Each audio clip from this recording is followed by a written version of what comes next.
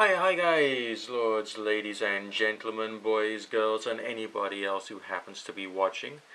This is the great and glorious Nick Dutch back on the camera again one more time. Hi there, how the heck's it going? It's Easter bank holiday Saturday night. The air's not getting hotter, it's actually getting cooler because it's like nighttime or getting onto it, but never mind, that was just an expression. Just going to go through a few private messages and a few comments. We've got one comment here that I'm going to have a quick look at, and yes, it's about that good old-fashioned chestnut that everybody adores. The subject is the out-of-body experience, so here we go. Alright, you're going to like this. It says here, I've been trying to do an OBE, but no luck. However, something odd happened when I woke up in the middle of the night, and my whole body felt like it was vibrating. Now, an interesting thing about this is that these things happen when you're not deliberately trying to make them happen. Okay, you build up a picture in your mind as to how it's done, okay, but you don't strain to try and get the effect. What you do is you do it passively, okay? You force into yourself a desire to sort of like get out of your body or to end up going somewhere or a certain place or to do it in a certain way. But when your conscious mind is like, stressing about it, then you can't quite do it. When it's in the dead of the night and you're in that slightly more like dreamlike fantasy state of mind, you know what it's like, sometimes you can think about, I don't know, wanting to go and kill the boss or something fun like that, and something inside you says, yeah, you can do it, you know what I mean? It's that kind of like dreamlike mentality which makes you think, yeah, everything and anything is possible. And that normally occurs in the dead of the night, of course, when you, of course, go into work the next day. You don't want to kill your boss, you want to try and be polite and like not rock the boat and keep everything nice and cool, if you get my drift, okay? But it's that kind of like fantasizing state of mind that you need to use when you're trying to do an astral projection. At times, it's very different for every single person and every single occasion. And sometimes if you've built up the willpower to do it, okay, but you haven't quite managed to get it because you've been thinking about it, you've been visualizing the path of the astral body coming out of the physical. Something about that like trains you or gets you in that state of mind of thinking, yes, this could actually occur. Then the conscious mind goes to sleep and the body goes, the astral body goes for a walkabout. That's the opinion of myself as well as people like Sylvan Muldoon. So bear that in mind. It also overlaps with other kind of like occult type practices as well. So think about that. The comment goes on. I was awake, but it seemed I couldn't move, so I was assuming I was in the right state for an OBE by accident, haha. Well, kind of by accident, kind of deliberately. Because you were thinking about it, you were trying to do it, you were trying to learn about it, so you were trying to make it happen. And then, hey presto, you went to bed, you were relaxed, and then, like, the mind can start doing the work when, like, the consciousness, the conscious willpower that wants to do things in that stressed up state, that sort of, I must work harder kind of, like, state of mind, could then, like, be released to do the actual operation, okay? It says, I didn't try and move out of my body, though, because I hesitated and decided just to go back to sleep. Okay, fine, if that's what you wanted to do, okay, but what you can do is just use that state of mind that you're finally in, try and enjoy the sense of floating, and think about what it feels like to float. And then you'll be more likely to have something akin to an OBE experience. The comment goes on. The vibrating throughout my body was so intense I couldn't believe it was real. It was the most frightening event. Yeah, it can be like that. It can be a bit sort of like tricky, but, get used to it. It's a laugh, just go do it. Nothing can harm you. If anyone says that these things are harmful, then basically they're talking out of their ass.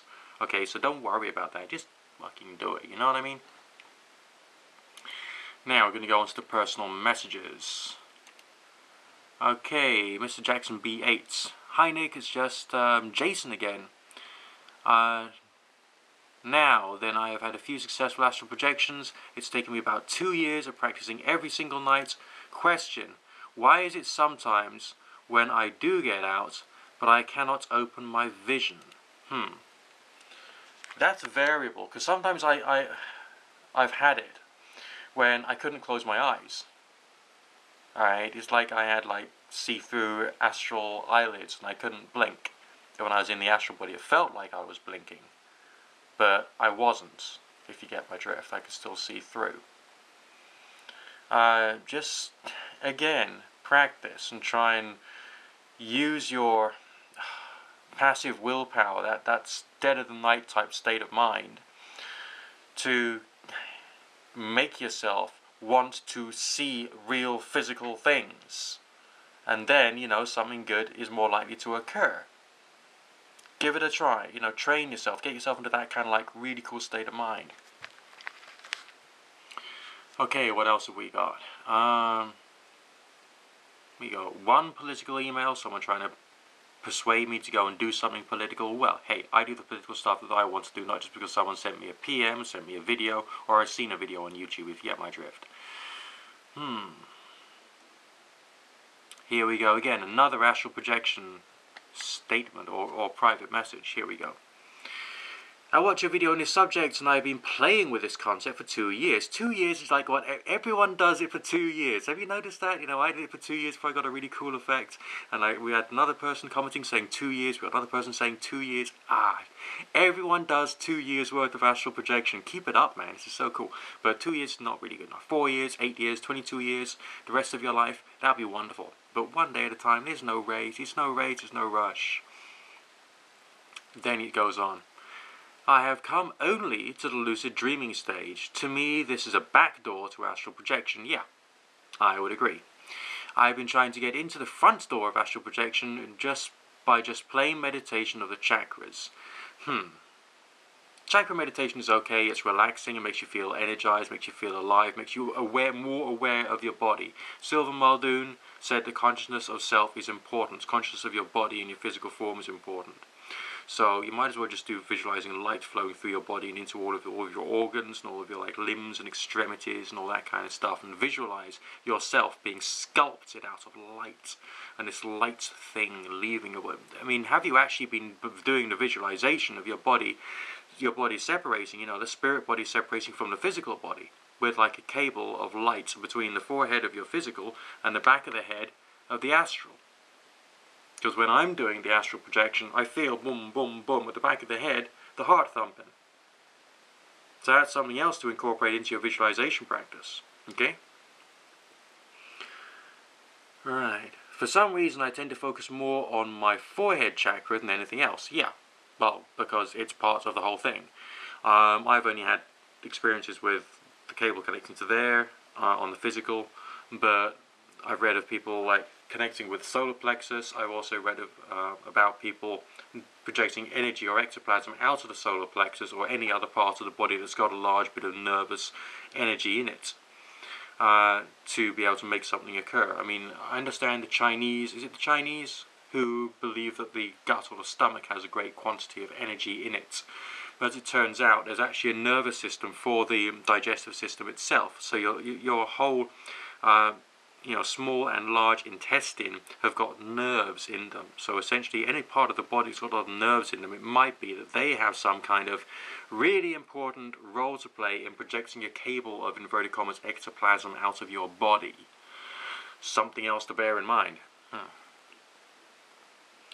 If I do this before I fall asleep, I will almost always induce a lucid dream. I really wish I could induce this state without the aid of being sleepy, because that seems to be the only time I am successful. Okay, this is where we move on to the other idea. Okay, you don't always have to do it when you're in sleep. There are so many different levels or grades or types of astral projection type things you can do, and one of them is just in prayer. All right, if you've read enough, you've probably read stories about people getting into prayer and doing all kinds of weird and wonderful occult stuff just through getting on their knees with their hands together, eyes closed, and muttering stuff.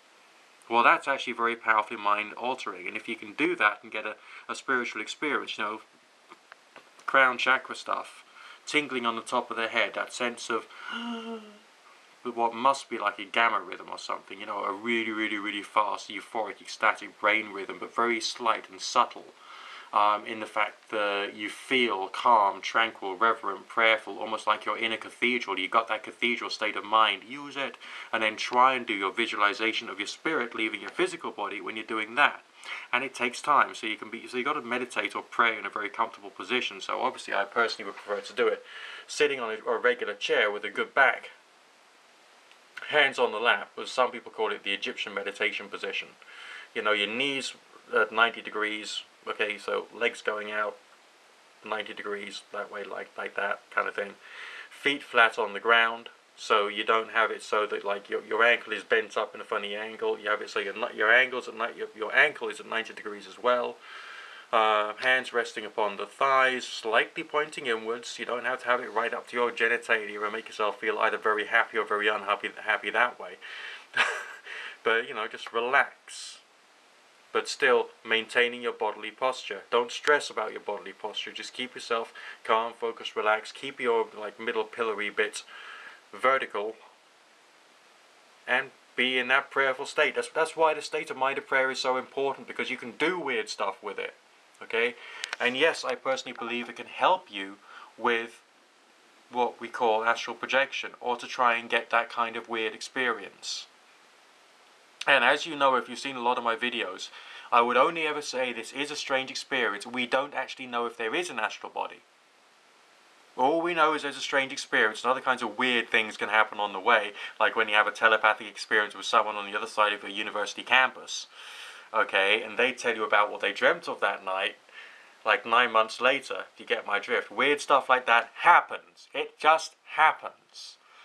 It's difficult to control, possibly even impossible to control under some circumstances, but you know, you get it happening, and it just shows you through personal experience that something amazing is there, and it's about us as humans, and we are somehow a part of something bigger than something else, and all kinds of other extrapolations we can give, but they're just extrapolations. But the experiences when they come have definitely made it impossible, and I mean totally impossible, for me to ever, under any circumstances, call myself an atheist. Ever. But that's why I'm a deist, because I still want to be able to think and to ask questions. If you're talking to a literalist of any variety of denomination, they'll say, well, no, according to the Bible, this is the celestial body, and it should only leave your physical when you die, or when you go to heaven, or when the last trumpet has been sounded, or something like that.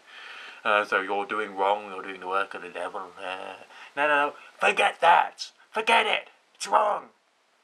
This is just stuff, and it just happens. And it's cool, and it's exciting, and it gives you, like, wow, you know, that, it's cool, it's just so cool. Alright, let's just read on and see what else it says, because I haven't read this private message before.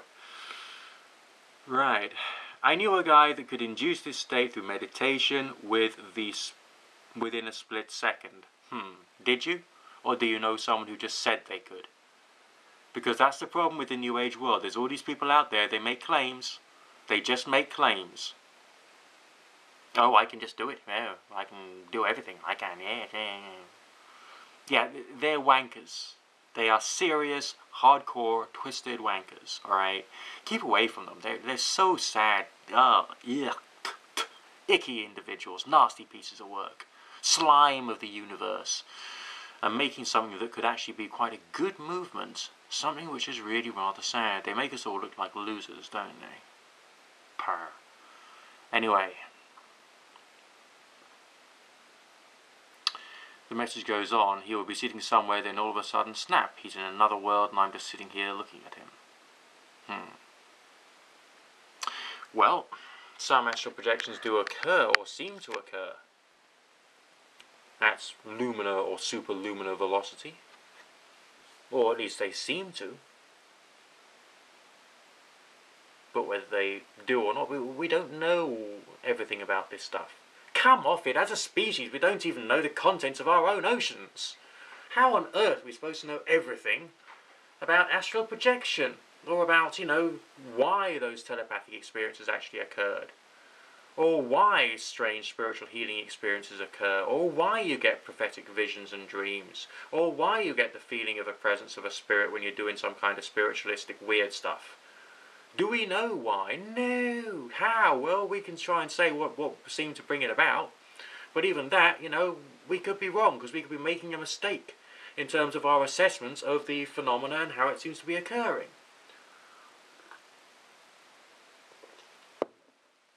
And the things which seem to make it happen. But the fact of the matter is, weird stuff just happens. And it says something about us as human beings, because we have the capacity to experience these things. And that is cool. absolutely cool. There's too many questions, and the experiences will make you want to ask even more questions. That's what I will say to you today. Good fortune. God bless.